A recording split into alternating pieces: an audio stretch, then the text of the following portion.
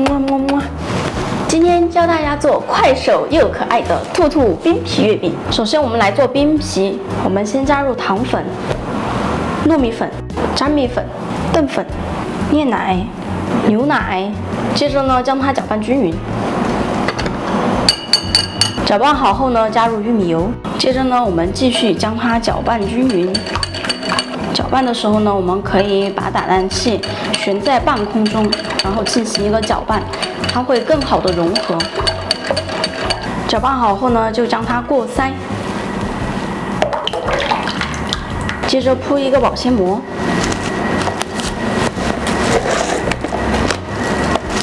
用牙签戳一些小洞，接着我们就上锅蒸。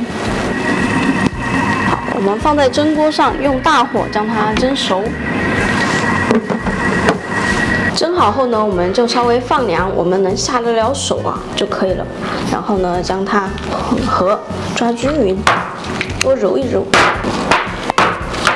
我们直至揉到表面光滑，并且成一个磨砂的感觉就可以了。接着呢，我们把冰皮分90克出来。好，然后我们在里面加点色素给它做成一个粉红色。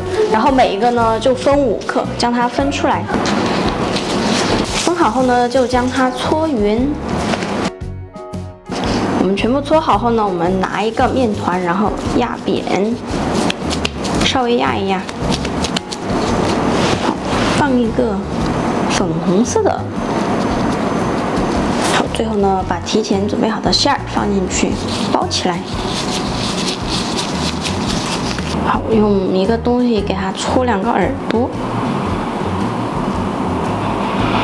然后点2个芝麻，然后给它画2个小胡须，最后加上兔子的尾巴。好，这样一个可爱的兔子就做好了。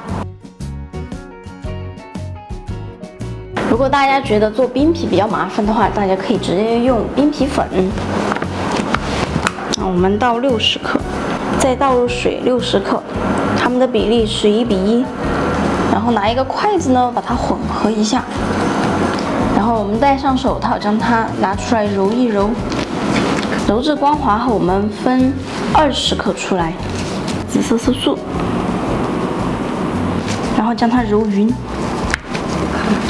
我们把紫色分成5克，白色的分成15克，剩余的呢做尾巴。好，同样的操作，紫色的这个呢就做好了。可爱的兔兔冰皮月饼，大家都学会了吗？好了，今天视频就到这里了，拜拜。